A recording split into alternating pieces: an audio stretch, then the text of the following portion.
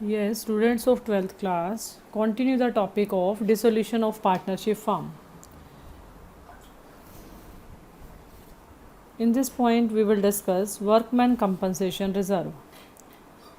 What is the treatment of workman compensation reserve? If any balance of reserve is given in the question, then here we have some cases, like in first case, like this, if there is no liability against workman compensation reserve, means आपके पास कोई भी liability नहीं है workman compensation reserve की, then all amount of workman compensation reserve will be distribute to partners capital account in profit sharing ratio and entry will be workman compensation reserve account debit to partners capital account, like this. ठीक है, इस तरह से हमारी entry होगी. आप workman compensation reserve के amount को पार्टनर्स कैपिटल अकाउंट में डिस्ट्रीब्यूट कर देंगे in their profit sharing ratio. Okay students, now in the second case, if the amount of liability is less than the amount of workman compensation reserve, means आपकी liability का amount आपके reserve के amount से कम है. Okay, then what will be done? So suppose workman compensation reserve is 20,000 and liability claim 8,000. reserve हमारे पास कितना है 20,000 का and claim 8,000. So we will distribute only 12,000 and entry will be workman compensation reserve account debit 20,000 to realization 8,000 to partners capital account that is 12,000, like this. इस तरह से हम entry करेंगे और पार्टनर्स में हम कितना अमाउंट डिस्ट्रीब्यूट करेंगे, ओनली 12,000. 20,000 रिजर्व में थे जिसमें से 8,000 क्लेम किया है, वो आप कहाँ डाल देंगे, रियलाइजेशन अकाउंट में, एंड रिमेनिंग 12,000 आप पार्टनर्स कैपिटल अकाउंट में डिस्ट्रीब्यूट करेंगे. Okay, in the next case, if the amount of liability is equal to workman compensation reserve, अगर आपका अमाउंट, आपकी लायबिलिटी का अमाउंट आपके रिजर्व के इक्वल है, then the whole amount of workman compensation reserve is transfer to realisation account. Okay, so entry हो जाएगी workman compensation reserve account debit to realization account. And in the next case, if amount of the liability is more than the amount of workman compensation reserve, if liability is more than workman compensation reserve, for example workman compensation reserve 20,000 and liability for claim 25,000, here we have claim amount is more than reserve amount. सो आप क्या करेंगे, जितना reserve आपके पास है वो सारा का सारा ही रियलाइजेशन में ट्रांसफ़र हो जाएगा. ठीक है, सो लायबिलिटी कवर करने के लिए हमारे पास अमाउंट कितना है, that is 20,000. So entry will be workman compensation reserve account debit to realisation account that is 20,000. Okay students, तो ये हमारा कॉन्सेप्ट था वर्कमैन कंपनसेशन रिजर्व से रिगार्डिंग. सो इससे रिलेटेड हम जो क्वेश्चंस हैं आपके, जो हमने सारा प्रोसीजर डिस्कस किया है डिसोल्यूशन ऑफ पार्टनरशिप फर्म का, वो अब हम डिस्कस करते हैं. लाइक आपके पास एक क्वेश्चन गिवन है like this, A and B are partners and their ratio 3:2, balance sheet given है. आफ्टर देन आपके पास बैलेंस शीट के नीचे कुछ एडजस्टमेंट भी दे रखी हैं. ठीक है, सो स्टूडेंट्स हमें जर्नल एंट्रीज इसमें प्रिपेयर करनी है और नेसेसरी लेजर अकाउंट्स बनाने हैं. नेसेसरी लेजर्स अकाउंट की बात करें तो हमारे मेन अकाउंट्स कौन से हैं, like realisation account, partner loan account, partners capital account and bank account. ठीक है, तो जो भी आपके पास डाटा गिवन है उसके अकॉर्डिंग आप अकाउंट्स बनाएंगे. फर्स्ट हम एंट्रीज से स्टार्ट करते हैं. तो एंट्रीज में हम सबसे पहले क्या करेंगे, एसेट्स को क्लोज करेंगे.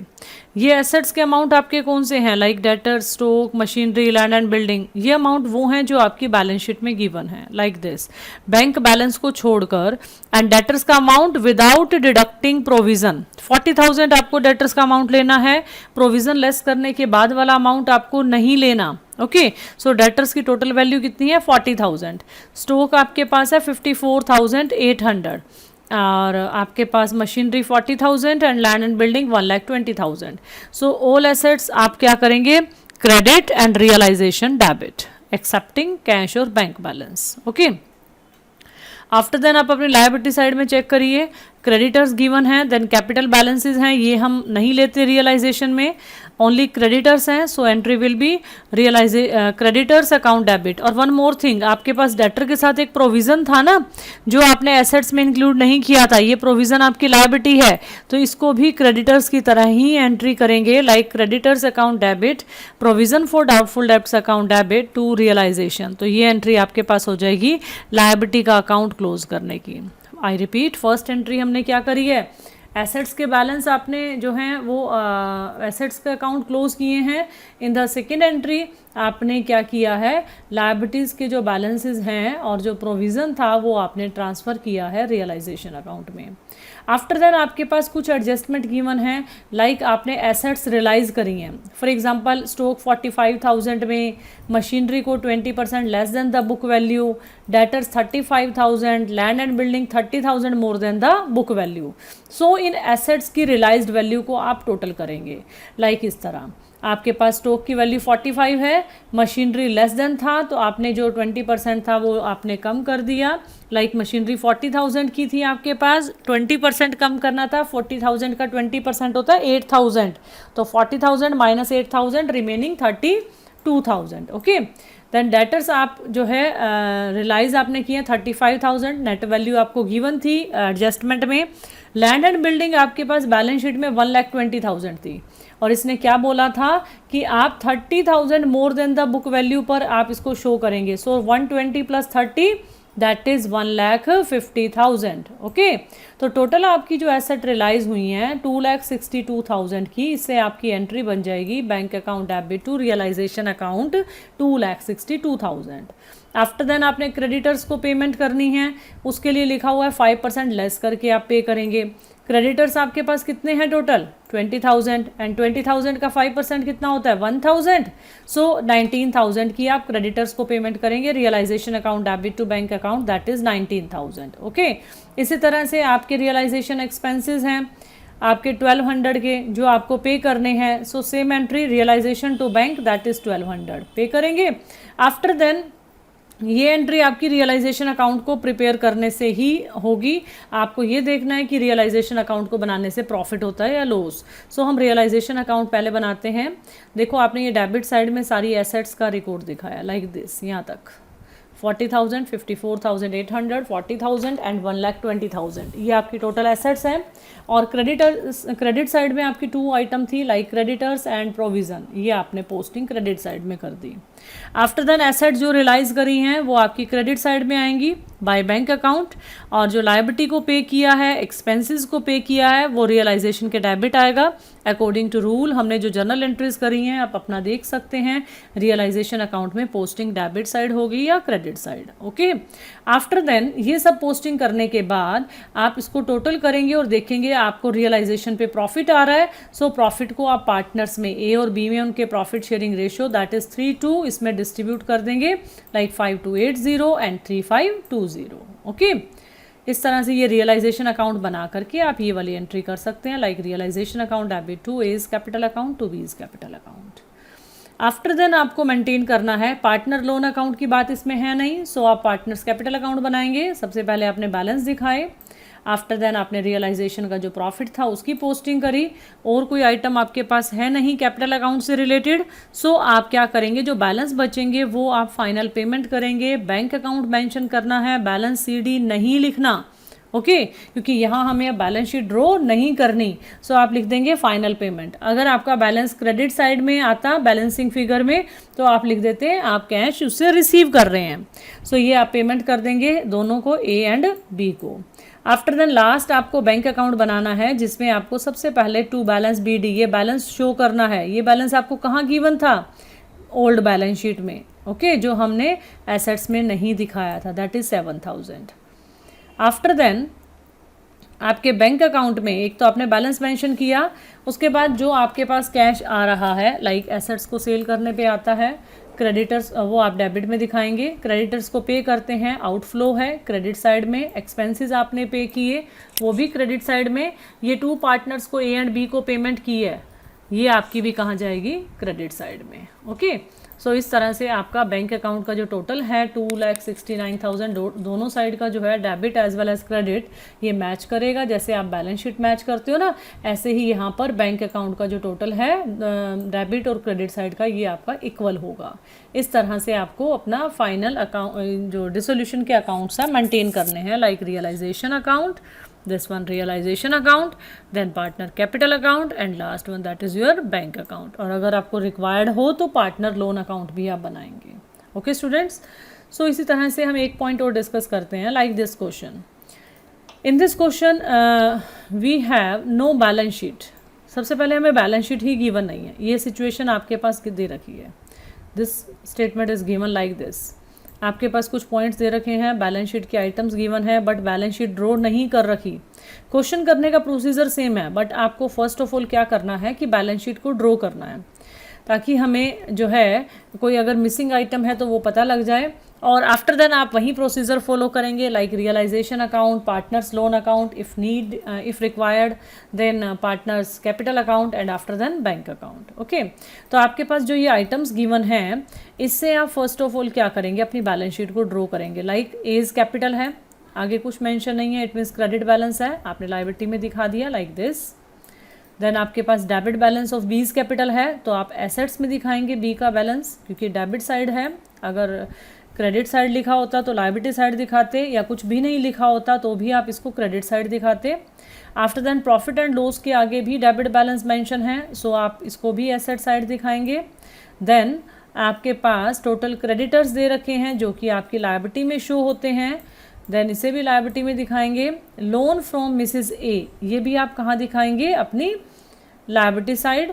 देन बैंक बैलेंस आप अपना कहाँ दिखाएंगे, एसेट साइड। ओके, इस तरह से आपने क्या किया, जो ये आइटम्स आपके पास गिवन थी जो बैलेंस शीट से रिलेटेड हैं, ये आपने बैलेंस शीट में शो कर दी। इनको शो करने के बाद आपने देखा कि आपका दोनों साइड का जो टोटल है वो मैच नहीं हो रहा है, आपकी बैलेंसिंग फिगर आ रही है एसेट साइड में, ठीक है, तो वो आप कहाँ डाल देंगे, एसेट्स, सन्ड्री एसेट्स में डाल देंगे, that is 2,30,000। Okay, so balance sheet prepare करने के बाद आप क्या करेंगे, अपना जो क्वेश्चन होता है सॉल्यूशन जैसे हम करते हैं, रियलाइजेशन अकाउंट जो भी प्रोसेस है आपका वो हम स्टार्ट करेंगे लाइक दिस। जैसे रियलाइजेशन अकाउंट आपने बनाया, सबसे पहले आपने एसेट्स दिखाई, ये एसेट्स अब कौन सी दिखाएंगे, जो हमने यहाँ बैलेंस शीट में फाइंड आउट करी है ना बैलेंसिंग फिगर में, उसको आप सबसे पहले शो करेंगे। ठीक है, एसेट्स को आप दिखाएंगे डेबिट साइड में और लायबिलिटीज़ को दिखाएंगे क्रेडिट साइड में। लाइक आपके पास creditors and loan from Mrs A ये लायबिलिटी है, आप इन दोनों आइटम्स को कहाँ दिखाएंगे, क्रेडिट साइड में, दिस लाइक दिस।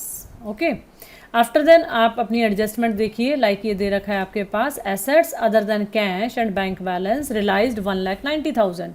आपको एसेट्स रियलाइज हुए हैं 1,90,000 में, तो आप दिखा देंगे by bank account assets realised 1,90,000। Then आपके पास all creditors were paid 5% less than, आपको 5% डिस्काउंट पर पे करना है। ऑल क्रेडिटर्स का मतलब आपके ट्रेड क्रेडिटर्स भी हैं और जो आपने मिसेस ए से लोन ले रखा है वो भी आपकी लायबिलिटी ही है ना, सो आप दोनों को ही जो है 5% लेस करके पे करेंगे। लाइक 40,000 का 5% होता है आपका 2,000, सो आप पे करेंगे 38,000, 40,000 माइनस 2,000।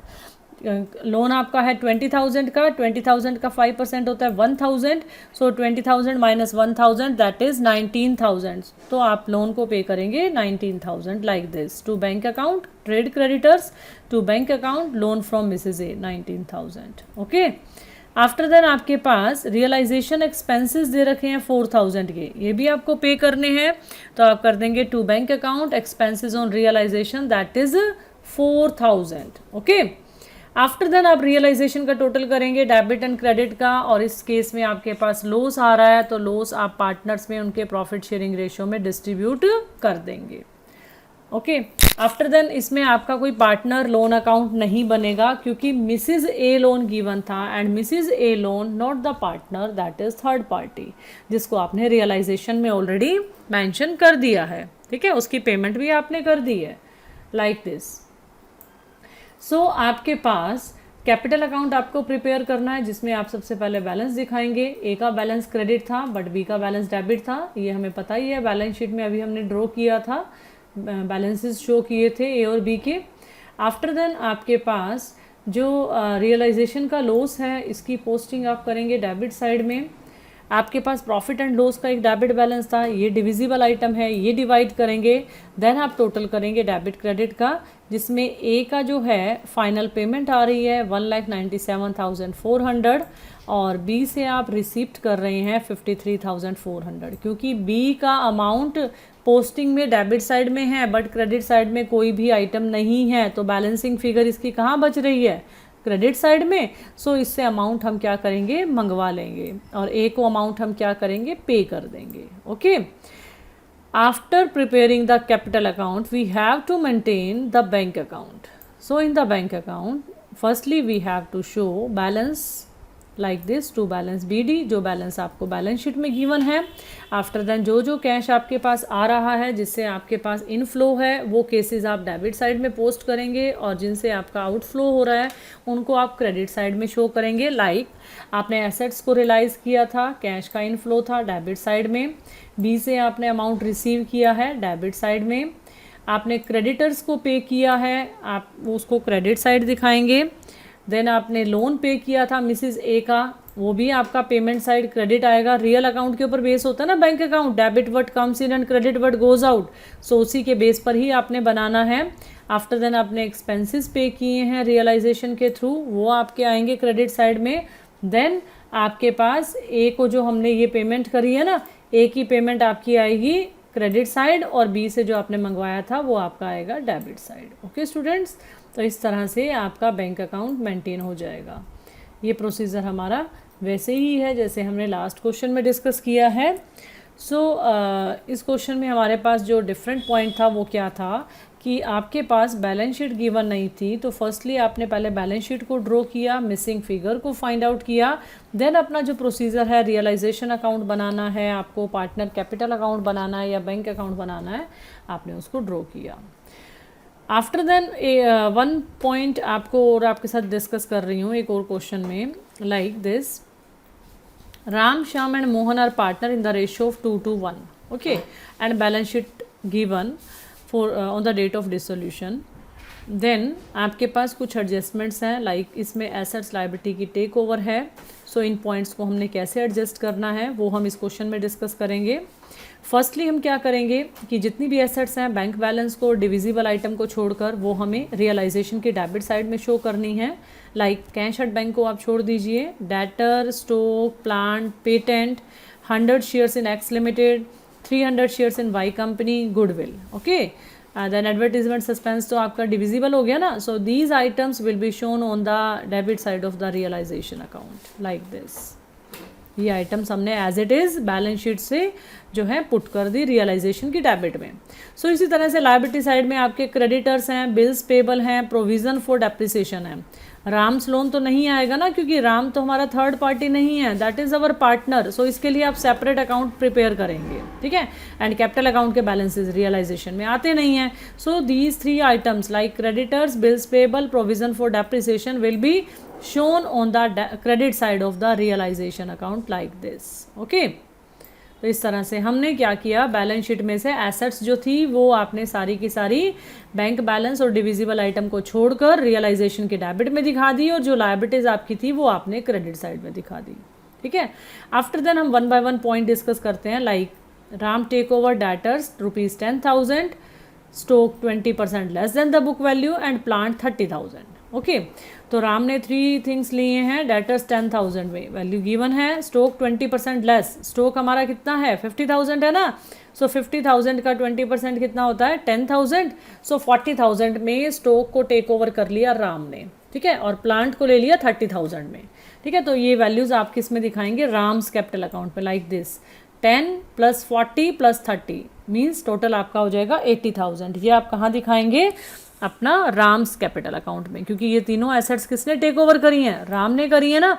तो आप सेपरेट मेंशन करने की बजाय इसको कंबाइन कर सकते हैं 80,000। After then in the next point, one of the creditor took some of the patent whose book value 8,000 at a valuation of 4,800। Valuation 4,800 हुई है, पेटेंट आपके 8,000 के हैं, ठीक है। And balance of the creditors, जो बाकी के क्रेडिटर्स बच जाएंगे उनको आपने 1200 डिस्काउंट पर पे ऑफ करना है। सो आप क्या करेंगे, आपके पास जो टोटल पेटेंट्स है ना, लाइक आपके पास टोटल पेटेंट्स गिवन है 20,000। ओके, सो 20,000 में से 8,000 के आपके रिड्यूस हो गए, क्योंकि 8,000 आपने पे कर दिए एक क्रेडिटर को, और क्रेडिटर को पे कितने में किए हैं, उनकी रियलाइज्ड वैल्यू कितनी है 4800। सो आपके टोटल क्रेडिटर्स हैं 40,000 के, जिसमें से 4800 का इनको पेटेंट मिल गया। रिमेनिंग क्रेडिटर्स कितने बच गए, दैट इज 35,200। कैसे आए, 40,000 माइनस 4800, रिमेनिंग हो जाएगा 35,200। इसमें से आपको ये बैलेंस है ना क्रेडिटर्स का 35,200, इसमें आपको 1200 की डिस्काउंट देनी है, तो 35,200 में से 1200 को माइनस करेंगे तो रिमेनिंग अमाउंट आ जाएगा 34,000।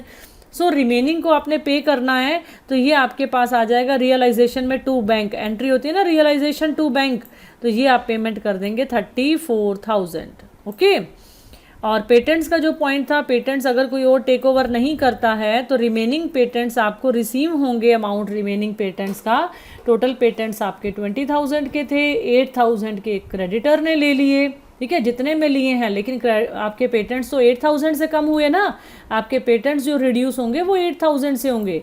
सो पेटेंट्स का जो अमाउंट आपके पास रिमेनिंग बचेगा वो 20,000 माइनस 8,000 रिमेनिंग आ जाएगा आपका 12,000। ठीक है, अब आगे देखेंगे 12,000 का हमें क्या करना है। ठीक है, after then in the next point, there was an unrecorded assets. Unrecorded का मतलब जिसका रिकॉर्ड बैलेंस शीट में नहीं है, not mention in the balance sheet.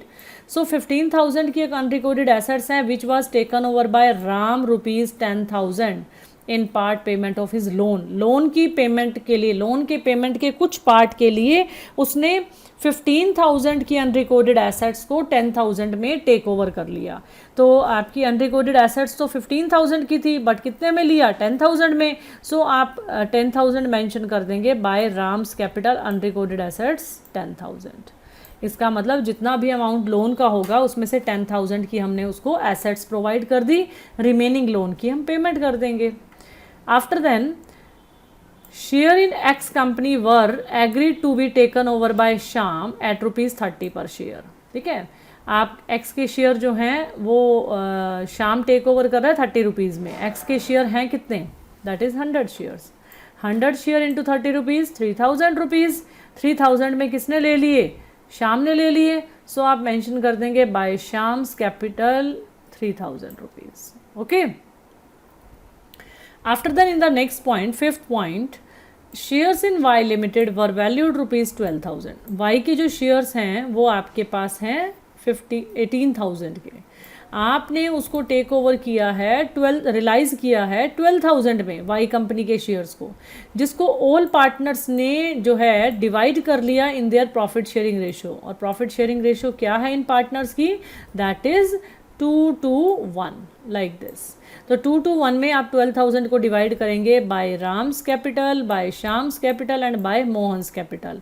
12,000 को आपने 2:1 में डिवाइड किया, that is 4,800, 4,800 and 2,400। Okay, after then in the next point, 6th point, balance of the patent. अब हमारे पास बैलेंस कितना बचा था पेटेंट्स का, दैट इज 12,000। 20,000 में से 8,000 के रियलाइज हो गए थे ना। सो 12,000 को आपने कैसे रियलाइज करना है, 70% पे। 12,000 का 70% कितना होता है, 8,400। तो आप यहाँ दिखा देंगे बाय बैंक, किसी भी पार्टनर ने टेक ओवर नहीं किए तो आप बैंक मेंशन करेंगे बैंक अकाउंट, अदरवाइज उस पार्टनर का नेम लगा देते हैं अगर जो भी पार्टनर टेक ओवर करता। Okay, so by bank account patents taken over, not taken over by any partner, these are realized in the form, that is 70%, 8,400. Okay, after then आपके पास इस क्वेश्चन में बिल्स पेबल की payment के लिए कुछ नहीं कह रखा, but bills payables are given in the question. Creditors की पेमेंट आपकी हो चुकी है, तो आप बिल्स पेबल को 100% अमाउंट पे करेंगे। मींस बिल्स पेबल आपके 2600 के हैं ना, सो आप 2600 टोटल अमाउंट आपको 100% पे करना है, 2600। ठीक है। ये सब काम करने के बाद आप रियलाइजेशन का टोटल करेंगे एंड फिर देखेंगे आपका प्रॉफिट है या लॉस है। इस केस में आपके पास लॉस आ रहा है तो लॉस को आप पार्टनर्स में उनके प्रॉफिट शेयरिंग रेशियो में डिस्ट्रीब्यूट कर देंगे लाइक दिस। ओके, तो ये हमारा रियलाइजेशन अकाउंट प्रिपेयर हो जाएगा इस तरह से। इसमें चेंजेस क्या थी आपके पास कि एसेट्स या लायबिलिटी को आप एसेट्स को जो है वो पार्टनर ने टेक ओवर किया हुआ था या किसी लायबिलिटी की पेमेंट कर रखी थी, तो उस प्रोसेस को हम इसमें इम्प्लीमेंट करके देख रहे थे।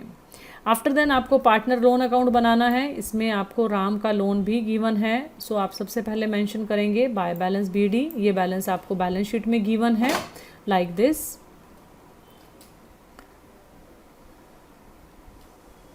वन आपके पास ये गिवन है Ram's loan that is 40,000।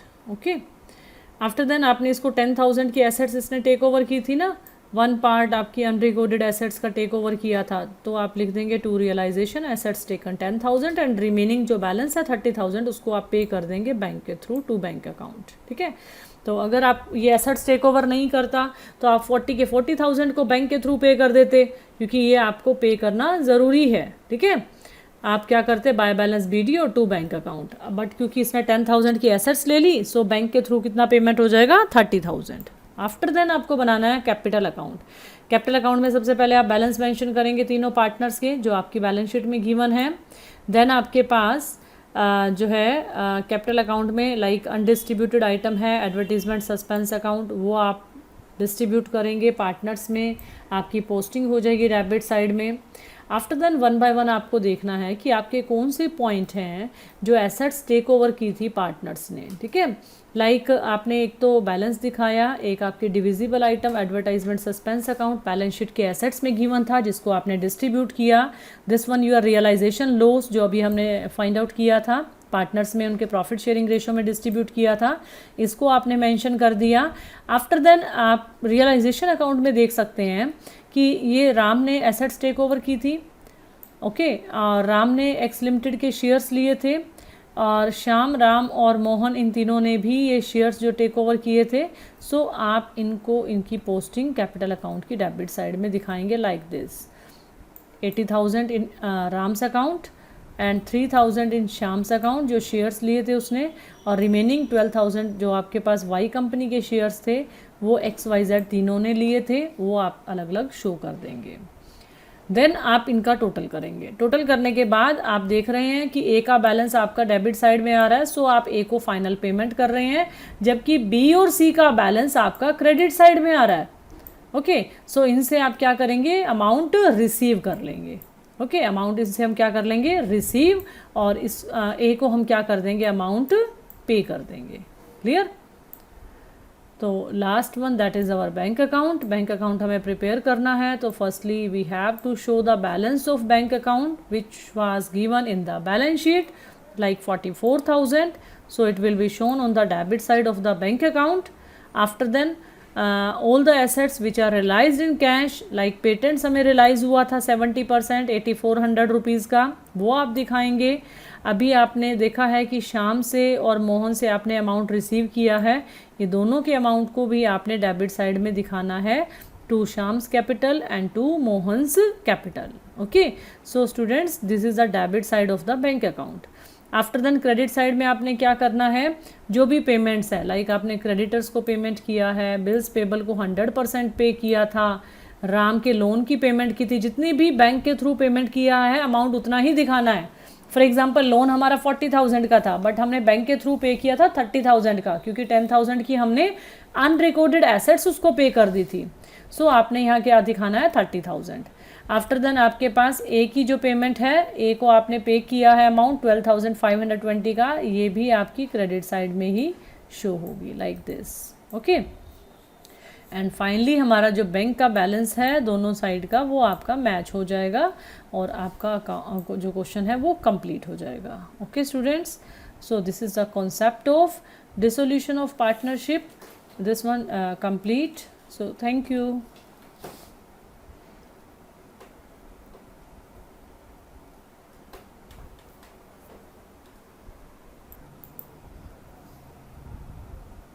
So students, now we will discuss accounting ratios.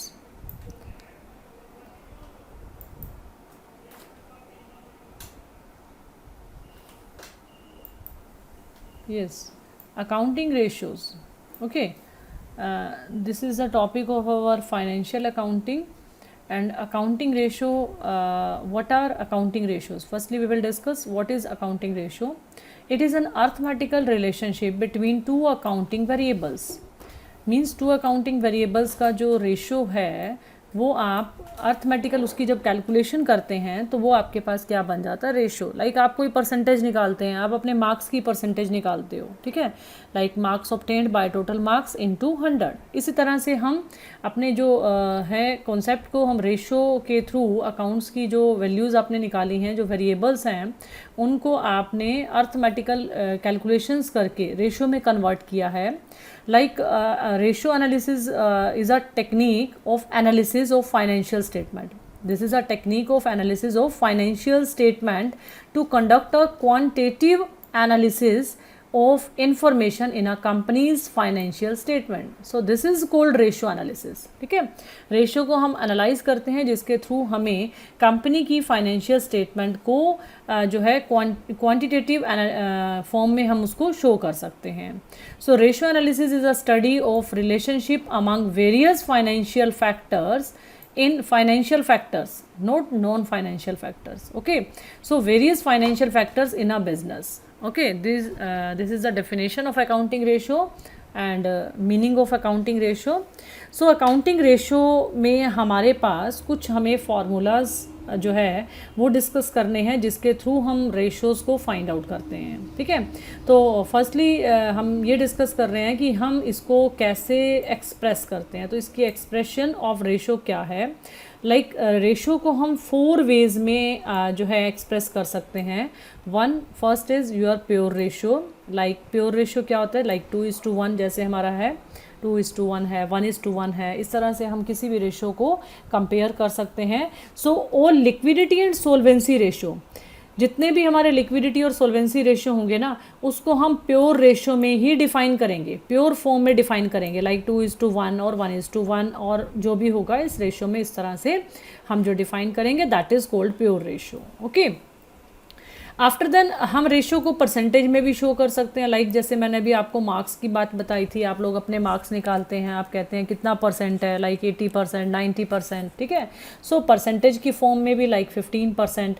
So all profitability ratio, जितने भी प्रॉफिटेबिलिटी रेशियोज आएंगे, these are presented in percentage form. Okay, after then time, like 4 times, 5 times, 6 times, times की form में जब हम ratios को देते हैं ना, लाइक जैसे हमने दिया कि 4 टाइम्स है, ये इसका 5 टाइम्स है. सो इस तरह से भी हम अपनी रेशियो को एक्सप्रेस कर सकते हैं. सो ऑल टर्नओवर रेशियो, जितने भी हमारे टर्नओवर रेशियोज़ होंगे और जितने भी हमारा इंटरेस्ट कवरेज रेशियो होगा, वो टाइम्स की फॉर्म में ही प्रेजेंट होगा. Okay, and one more thing that is fraction, like 3/4. ठीक है, फ्रैक्शन की फॉर्म में भी हम अपने रेशियोज़ को एक्सप्रेस कर सकते हैं. So here we have 4 methods for expression of ratio. Firstly, that is pure ratio, for example 2:1. Second, percentage, for example 15%, times like 4 times, and fraction like 3/4. Okay, तो इस तरह से हम रेशियो को एक्सप्रेस कर सकते हैं. हमारे पास डिफरेंट ये जो है मेथड्स हैं. सो हम डिस्कस करते हैं कि हमारे पास जो टाइप्स ऑफ रेशियो हैं, इसकी क्लासिफिकेशन, मतलब कितने इसको कैटेगरीज में डिवाइड किया हुआ है और कैसे कैसे हमें फाइंड आउट करना है. So firstly we have to know we have 4 categories.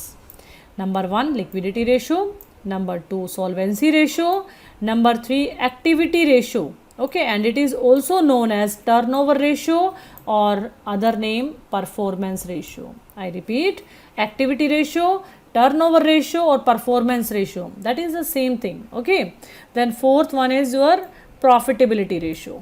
So here we have 4 types of ratio.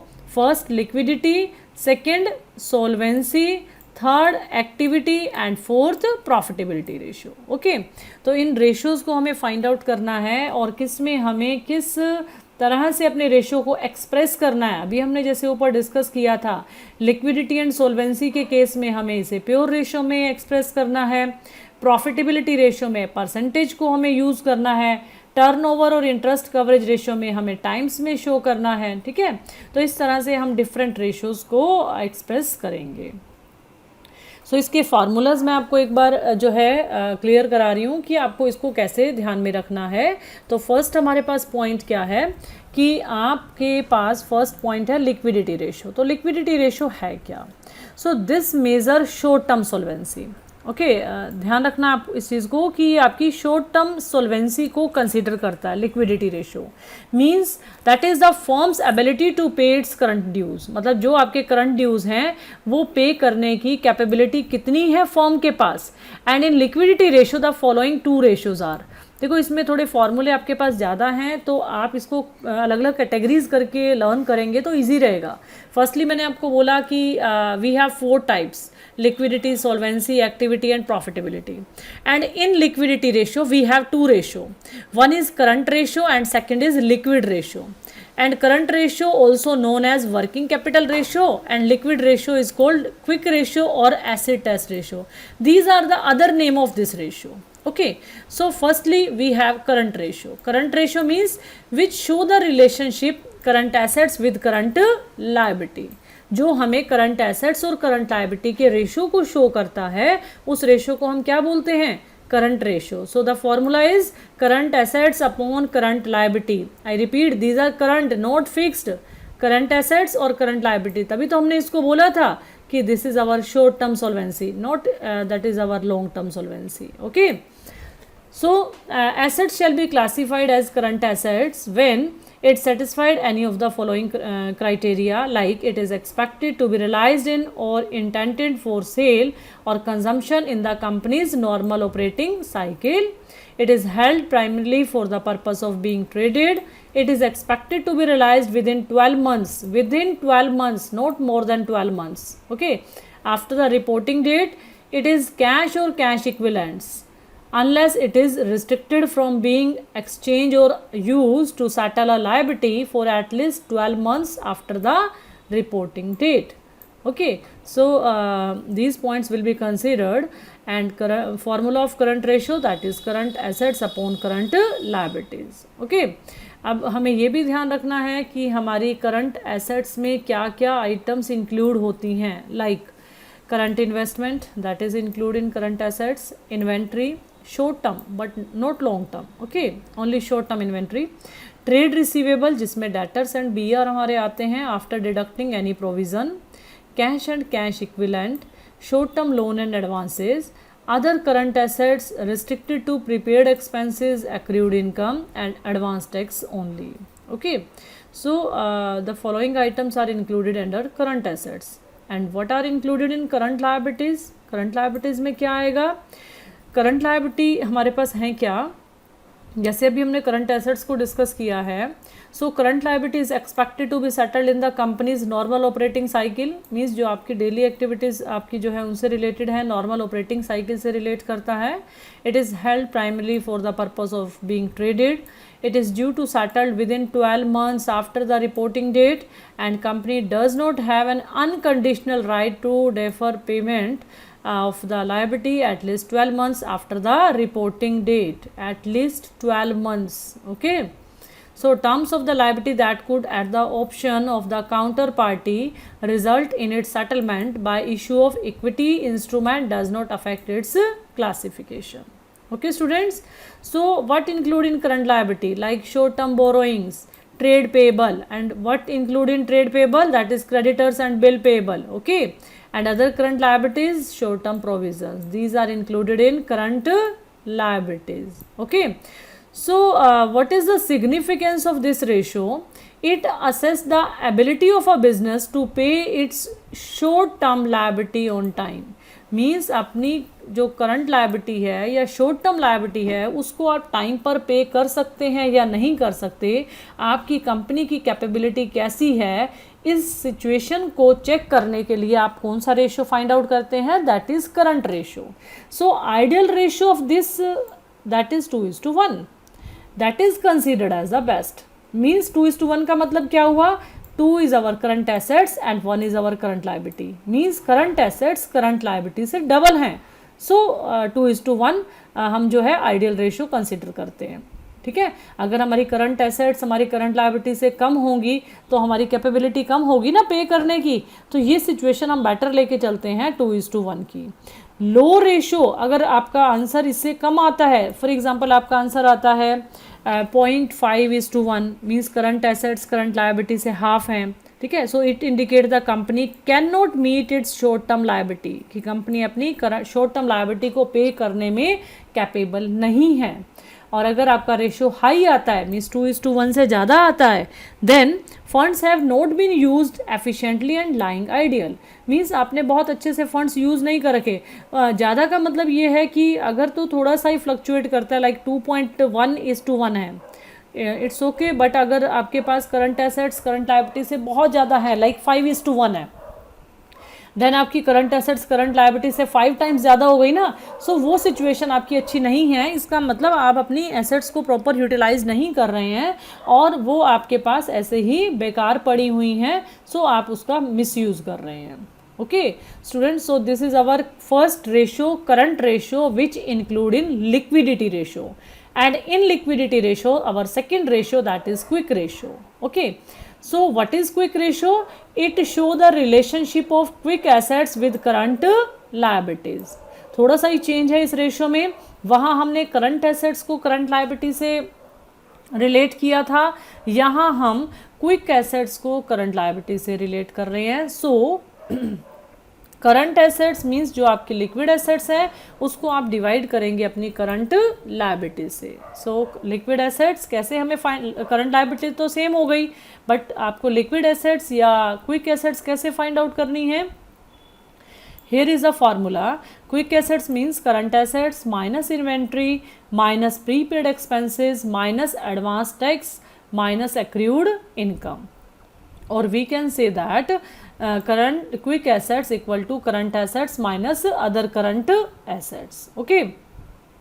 सो इस तरह से हम क्विक एसेट्स फाइंड आउट करेंगे और करंट लायबिलिटीज आपको पता है कैसे निकालनी है, और क्विक एसेट्स को करंट लायबिलिटी से डिवाइड करेंगे तो हमारा कौन सा रेशियो आ जाएगा? दैट इज क्विक रेशियो, और आपका लिक्विडिटी रेशियो आ जाएगा। ठीक है, सो इसका सिग्निफिकेंस क्या है? To pay it's short term liability promptly, means बहुत जल्दी आप अपनी शॉर्ट टर्म लायबिलिटी को पे कर सकते हैं। हालांकि करंट रेशो में भी यही था, बट क्विक रेशो में चेंज किया है कि आपके पास जो करंट एसेट्स की इन्वेंट्री या प्रीपेड एक्सपेंसेस है वो इंक्लूड इसमें नहीं होते, सो आप जो है और भी जल्दी अपनी शॉर्ट टर्म लायबिलिटी को पे कर सकते हैं। और इसका आइडियल रेशो क्या है? 1:1, जबकि आपका करंट रेशो का जो आइडियल रेशो था that is 2:1। Okay, so it is a better indicator of liquidity as some current assets are not easily convertible into cash. Okay students, so this is our first ratio, that is liquidity ratio, and in liquidity ratio we have two parts, one is current ratio and second is quick ratio. After that, next is our solvency ratio. And now what is solvency ratio?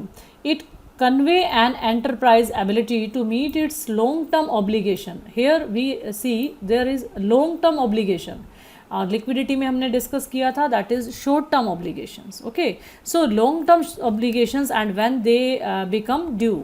Okay, and what include in सोल्वेंसी ratio? That is dept equity ratio, total assets to dept ratio, proprietary ratio and interest coverage ratio.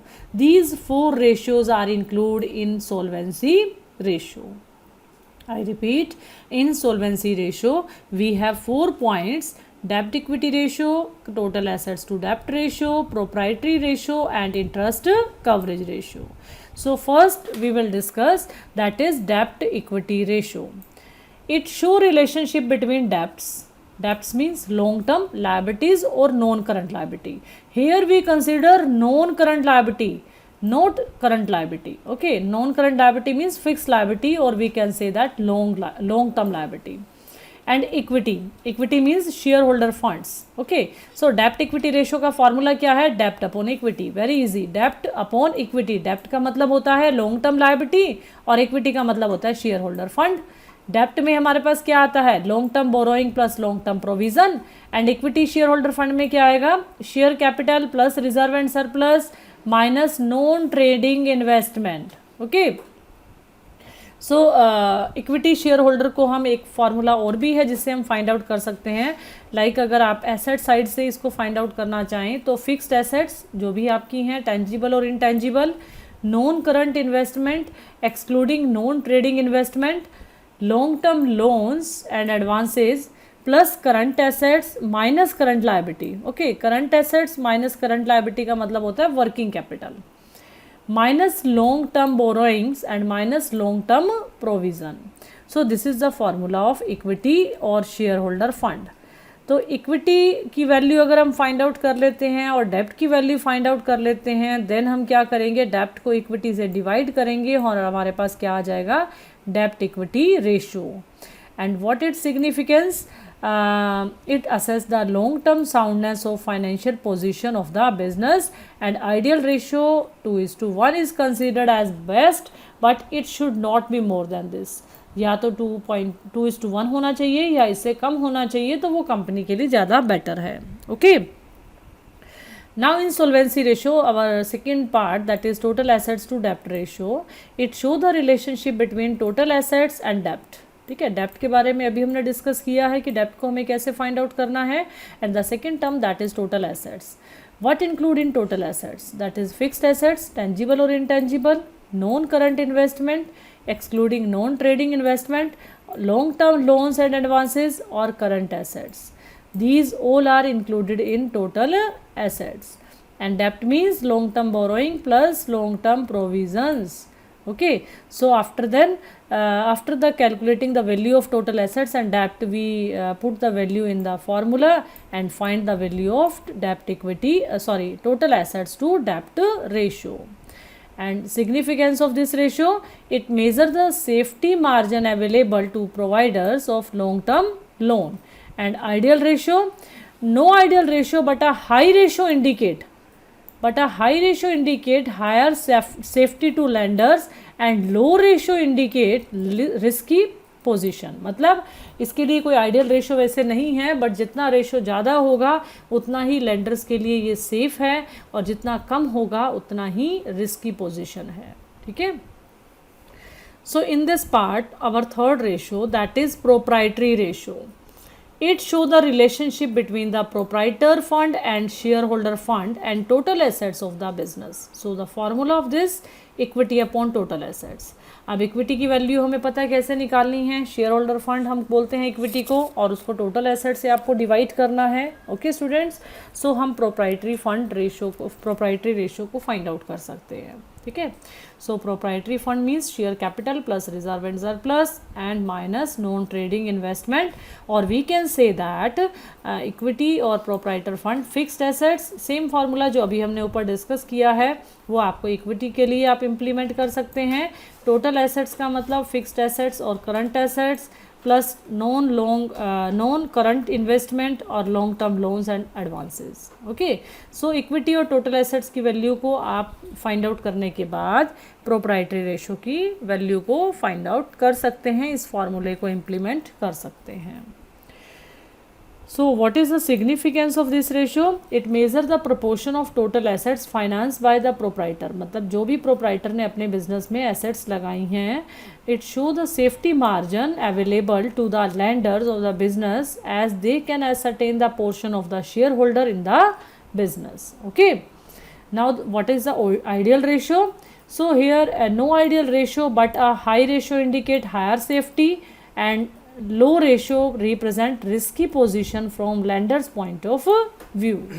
Okay students, now fourth point in the second ratio चल रहा है ना हमारा, that is solvency ratio। solvency ratio में हमारा fourth point क्या है, that is interest coverage ratio। and this ratio establish relationship between between the net profit before interest and tax and interest payable on long term debts। Okay, तो formula क्या है हमारे पास इसके लिए, इंटरेस्ट कवरेज रेशो का net profit before interest and tax. मतलब आप जो है इंटरेस्ट टैक्स पे करने से पहले का जो प्रॉफिट है उसको डिवाइड कर देंगे फिक्स्ड इंटरेस्ट चार्जेस से, तो आपका क्या निकल आएगा, interest coverage ratio. So interest is charge on profit, हमें पता है इंटरेस्ट प्रॉफिट पे चार्ज होता है, and net profit taken to calculate this ratio is before interest and tax. And objective and significance of this ratio. Objective is to ascertain the amount of profit available to cover the interest charges, and it determine is with which a company can pay interest expenses on outstanding debt. Okay, and parties interested in this ratio, debenture holders and lenders of the long term lenders, जो भी आपके हैं, जो भी interested होते हैं, उनको भी ये बेनिफिट प्रोवाइड करता है. और जो हायर रेशो होता है वो लेंडर्स के लिए क्या इंडिकेट करता है, हायर सेफ्टी मार्जिन. ओके, सो 2 पॉइंट्स जो हमारे पास रेशो के हैं, फर्स्ट इज आपका जो था liquidity ratio and second is solvency ratio. That is over. Now our third ratio, that is activity ratio, और we can say that turnover ratio और performance ratio. yes students, that is our activity ratio. These ratio measure the efficiency of assets management and measure the effectiveness with which an enterprise use resources at its disposal, and these show rotation of concerned item within an accounting period. Okay, so in turnover ratio we have here we have stock turnover ratio and also called inventory turnover ratio. Second is debtor turnover ratio, or we can say that trade receivable turnover ratio. Next, creditors ratio or trade payable ratio, and fourth is our working capital ratio. Okay, so here we have also 4 points, 4 ratios in activity ratio. इसे हम activity ratio, turnover ratio या performance ratio कुछ भी कह सकते हैं. So our first point, that is stock turnover ratio. Yes, stock या inventory turnover ratio, it is called stock turnover ratio and relationship between cost of goods sold, that is cost of revenue from operation during a particular period of time, and cost of average inventory. ठीक है, तो ये ratio हमारे को किस में relationship कर रहा है, cost of goods sold. Ratio हम कैसे फाइंड आउट करेंगे, लाइक आपके पास जो है कोस्ट ऑफ गुड्स सोल्ड को आप एवरेज इन्वेंट्री से डिवाइड कर देंगे. ठीक है, so the formula is cost of goods sold. हमें कैसे निकालना है इस फॉर्मूले के लिए, कोस्ट ऑफ गुड्स सोल्ड हम निकालेंगे opening stock plus net purchase plus direct expenses minus closing stock, या आप सेकंड फार्मूला ये भी अप्लाई कर सकते हैं, like sale minus gross profit. Sale कह सकते हैं या रेवेन्यू फ्रॉम ऑपरेशन कह सकते हैं, इसमें से ग्रोस प्रॉफिट को माइनस करते हैं, then we can find the value of cost of goods sold. Here we have 2 formula of cost of goods sold. एक चीज़ आपने निकाल ली, क्योंकि हमें रिलेशन किस में बताना है, कॉस्ट ऑफ गुड्स सोल्ड में और एवरेज स्टॉक में. ठीक है, then cost of revenue from operation means cost of material consumed, net purchase of stock in trade, change in inventory of finished goods, work in progress and stock in trade plus direct expenses. That is cost of revenue from operation. इस तरह से हम cost of revenue from operation find out कर सकते हैं. Material consumed का मतलब आपका जो raw material है, change in inventory raw material की है, आप अलग अलग इसको भी फाइंड आउट कर सकते हैं. देन चेंज इन इन्वेंट्री को कैसे निकालना है, like opening stock minus closing stock, that is called change in inventory. I repeat, opening inventory minus closing inventory equal to change in inventory. Okay students, so average inventory divide by stock. Average inventory का मतलब क्या हुआ, आपके पास opening inventory plus closing inventory divide by 2. इस तरह से आप अपना फार्मूला निकाल सकते हैं. ठीक है, एवरेज इन्वेंट्री के लिए, या opening stock plus closing stock divide by 2. Okay, ये average inventory divide by stock नहीं है, एवरेज इन्वेंट्री और स्टॉक है आपके पास यहाँ पर. मींस एवरेज आपको इन्वेंट्री निकालनी है या एवरेज स्टॉक की वैल्यू निकालनी है. So this ratio whether investment in stock is within proper limit और not, and this show how quickly investment is sold, कितनी जल्दी आपकी इन्वेस्टमेंट जो है इन्वेंट्री है सॉरी वो सेल होती है. So higher ratio is considered better, but very high ratio over trading and low ratio means stock is built up or over investment in a stock. ठीक है, तो बहुत ज़्यादा अगर रेशो होता है तो वो भी सिचुएशन बेटर नहीं है, बट ज़्यादा रेशो है, हाई रेशो है, तो इसका मतलब आपकी ट्रेडिंग ओके चल रही है, और लो रेशो जो है वो इसका मतलब आपका स्टॉक जो है कवर नहीं हो पा रहा है, सेल नहीं हो पा रहा है. Then next is our debtor turnover ratio, or we can say that trade receivable ratio. It show the relationship between net credit sale or net credit revenue from operations and average debtors, or we can say that average trade receivable means debtor plus BR. So this ratio is expressed in times. इस ratio को हमें times में express करना है. Okay, सो हमारे पास जो formula है trade receivable या डेटर्स टर्नओवर रेशियो निकालने का, वो क्या है कि आपको एक तो नेट क्रेडिट सेल्स निकालनी है. वो कैसे निकालेंगे? टोटल सेल में से एक तो सेल रिटर्न को माइनस करना है, और दूसरा अगर आपके पास कैश सेल है तो वो माइनस करेंगे, तो हमारे पास कौन सी सेल आ जाएगी? नेट. नेट का मतलब after deducting return. Okay, so net credit sale, not cash cell. And average trade receivable means opening trade receivable plus closing trade receivable divide by 2. Average निकालने का फॉर्मूला तो यही होता है ना.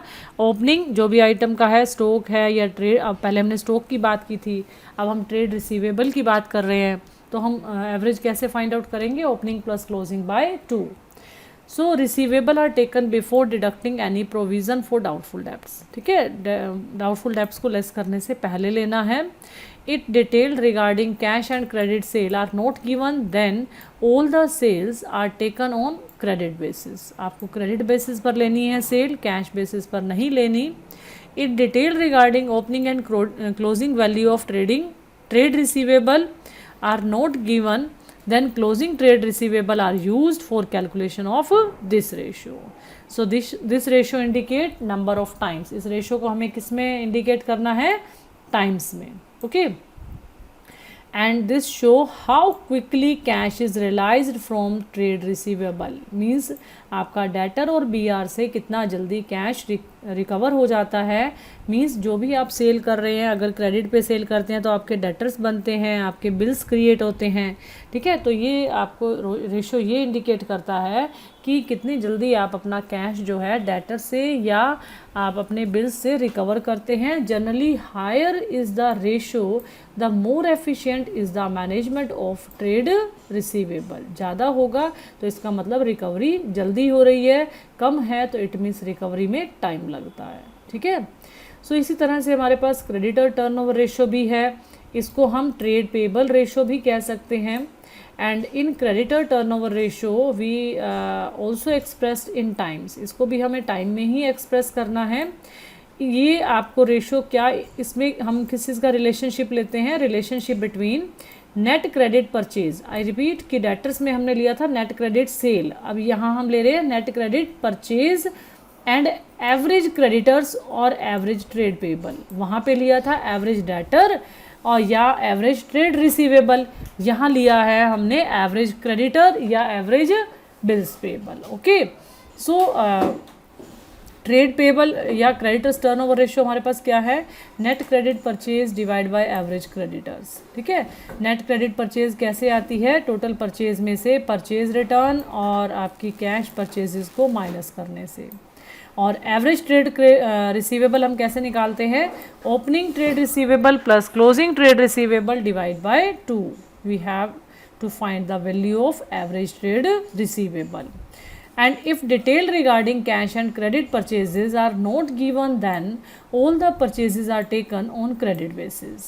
Okay, and if detail regarding opening and closing value of trade receivable are not given, then closing trade payable are used for calculation of this ratio. And this ratio indicate number of times of trade payable are turned over in relation to credit purchases over a year. So this show how quickly cash is paid to trade payable. जैसे वहाँ हमें recovery होती है ना debtor turnover ratio में, ऐसे ही हम यहाँ देखते हैं कि कितनी जल्दी आप अपने क्रेडिटर्स को अमाउंट पे करते हैं. Generally lower ratio indicate that more creditors are available from longer period. Okay, आपको लोअर रेशियो क्या इंडिकेट करेगा? More creditors are available for longer period. So this is our creditors turnover ratio. And after then fourth point in turnover ratio, that is working capital turnover ratio. So students, firstly we have to find the value of working capital. Means working capital हम कैसे निकालते हैं? current assets excluding fictitious assets minus current liability. So the working capital means the difference between current assets and current liability. Okay, so working capital की value find out करने के बाद हमारा formula क्या है? रेवेन्यू फ्रॉम ऑपरेटिंग और net sales divide by net working capital. Means net sale को आप नेट वर्किंग कैपिटल से डिवाइड करते हैं तो हमारे पास क्या रेशियो निकल आएगा? Working capital ratio. And this ratio can also be calculated on the basis of cost of revenue from operations, or we can say that cost of goods sold. So this ratio is calculated in times. इसको भी हम times में निकालते हैं. And working capital ratio has been turned over in relation to revenue from operation over a year. Generally higher ratio indicate efficient use of working capital. अगर ज़्यादा है तो it means आप अपनी working capital को proper utilize कर रहे हैं. So students, this is our third point, that is turnover ratio. And in turnover ratio we have discussed 4 ratios like debtors turnover ratio, creditors turnover ratio, and working capital turnover ratio, and inventory turnover ratio. Okay, and in fourth main point, that is profitability ratio. Now we will discuss profitability ratio. This is our fourth and last ratio. Okay, so these ratios are used to assess the profitability or earning capacity of the business, and these are very important as profitability is the measurement of the overall performance. Business में overall performance और efficiency जो management की आपको देखनी है उसके लिए आप किस रेशियो का यूज़ करते हैं? That is profitability ratio. So in profitability ratio we have 5 ratios like gross profit ratio, operating ratio, operating profit ratio, net profit ratio, and last one, that is our return on investment, or we can say that return on capital employed. So students, first is our gross profit ratio. gross profit ratio क्या है? जो gross profit और net sale के relation को show करता है. So the formula of this ratio, gross profit upon net sale और net revenue from operation. ठीक है, और ये फार्मूला हमारे पास जो है किस में आपका प्रेजेंट होगा? परसेंटेज की फॉर्म में. इसको हम कैसे इंडिकेट करेंगे, कैसे एक्सप्रेस करेंगे इस रेशियो को? In the form of percentage. Okay, so gross profit ratio, generally higher ratio indicate better profitability. जितना ज़्यादा होगा उतनी ज़्यादा प्रॉफिटेबिलिटी को शो करेगा. Now second, that is operating ratio. It show the relationship between operating cost and net sale. Operating cost और net sale को बताता है वो आपका कौन सा रेशियो है? That is operating ratio. So gross profit upon net sales और net revenue from operation into 100. That is the formula of operating ratio. Operating cost कैसे निकालते हैं? Cost of revenue from operation plus operating expenses. और operating expenses आपके कौन से होते हैं? Like office and administration expenses, selling and distribution expenses, depreciation, bad debts, discount on debtors or interest on short term loans. And operating cost means cost of material consumed plus net purchase of stock in trade, changes in inventory of finished goods, work in progress, stock in trade, direct expenses. ठीक है, ये सब चीज़ें क्या हैं आपके पास? ये सब चीज़ें इक्वल होती हैं एम्प्लॉयज़ बेनिफिट एक्सपेंसेस के. So other expenses like office administration expenses, selling and distribution, depreciation, bad debts, discount on debtors or interest on short term loans. So this ratio indicate percentage of operating cost to revenue from operation. Generally lower ratio indicate better cost management and profitability. जितना कम ratio होगा उतनी ही ज़्यादा अच्छी situation को show करेगा. ठीक है, and next is your operating profit ratio. पहले हमने ऑपरेटिंग रेशियो डिस्कस किया है, अब हम कर रहे हैं operating profit ratio. In operating profit ratio our formula is gross profit. जो ग्रोस प्रॉफिट आपके पास होगा इसमें से आपको ऑपरेटिंग एक्सपेंसेस को माइनस करना है। यहाँ आपको मेंशन करना है operating ratio, not gross profit. Okay, like this. Operating profit कैसे निकालते हैं, या तो नेट प्रॉफिट में से आप ऑपरेटिंग कॉस्ट को माइनस कर दो, नेट रेवेन्यू फ्रॉम ऑपरेशन में से, या ग्रॉस प्रॉफिट में से आप अपने ऑपरेटिंग एक्सपेंसेस को माइनस कर दो। नॉन ऑपरेटिंग को नहीं करना, ओनली ऑपरेटिंग को करना है।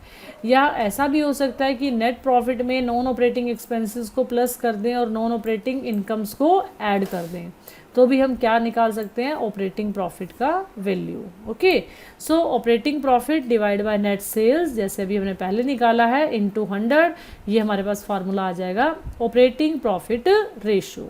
ठीक है, सो इस रेशो में आपको जो है this ratio indicate the margin of operating profit available on revenue from operation to cover non operating expenses such as indirect expenses और financial expenses. Generally higher ratio जो है वो बेटर प्रॉफिटेबिलिटी को शो करता है। And the most important thing that is operating ratio, जो इससे पहले हमने निकाला है, और operating profit ratio both are equal to 1। इन दोनों को अगर ऐड किया जाए तो ये किसके इक्वल होते हैं, 1 के इक्वल होते हैं। Okay students, now the next ratio that is net profit ratio. And net, what is net profit ratio? It show the relationship between net profit and net cell. जो नेट प्रॉफिट और net cell के ratio को show करता है, means आप यहाँ पे कहेंगे नेट प्रॉफिट, इसको भी ये करेक्ट कर लेना, दैट इज नेट प्रॉफिट। यहाँ आपके पास आएगा net profit, net profit upon net sales. ठीक है, नेट प्रॉफिट हम कैसे निकालते हैं, जैसे आप प्रॉफिट एंड लॉस अकाउंट बनाते हैं ना, net revenue from operation minus operating cost minus non operating expenses plus non operating income. ठीक है, या इस तरह से भी आप निकाल सकते हैं, gross profit minus operating expenses minus non operating expenses plus non operating income. Okay, so we can find the value of net profit like this, there operating profit minus non operating expenses plus non operating incomes. So net profit निकालने के बाद net profit को net sale से divide करेंगे into 100, we can find the value of net profit ratio. Okay, here we have some important points like this ratio indicate the percentage of net profit in relation to revenue from operation, and second, generally a higher ratio indicate better profitability. ओके, जितना ज़्यादा होगा उतनी ज़्यादा ही profitability को show करेगा। Profits तो ज़्यादा होने चाहिए ना बिजनेस में। Okay, now last point of the last ratio that is return on investment और return on capital employed. It show the relationship between net profit before interest, tax and dividend and capital employed of the business, ROI, return on investment. ठीक है, सो इसे हम find out करेंगे। Like आपके पास capital employed की value आपको find out करनी पड़ेगी। कैपिटल एम्प्लॉयड हम कैसे निकालते हैं, ये लायबिलिटी अप्रोच में आपको बता रही हूँ। पहले लायबिलिटी अप्रोच में अगर हमें कैपिटल एम्प्लॉयड की वैल्यू निकालनी है, सो share capital plus reserve and surplus minus non trading investment plus non current liability, that is capital employed, the formula of capital employed. Or we can find out the value of other formula like shareholder fund plus non-current liability.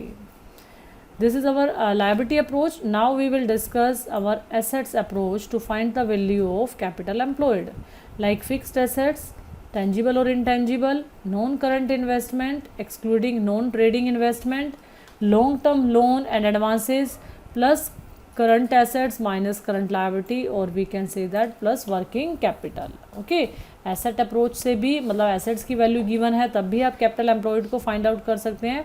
These are the different formula of capital employed. Okay, after then there are some points like this ratio indicate the percentage of net profit before interest, tax and dividend in relation to capital employed of the business, and it is considered as best measurement to overall performance। Business की आपको overall performance देखनी है ना, तो उसके लिए ये ratio सबसे ज़्यादा बेटर है। जनरली जो हायर रेशियो होता है वो बेटर प्रॉफिटेबिलिटी को शो करता है। And as we are not including non trading investment as part of capital employed, therefore income from non trading investment will not be taken into account for calculation of net profit. If profit after tax are given in the question, अगर आपके पास after tax दे रखे हैं, then we will find profits before tax with the help of following formula. Like profit before tax आपको निकालना है तो आप क्या करेंगे, profit after tax divide by 100 minus tax rate into 100. This is the formula for calculating profit before tax.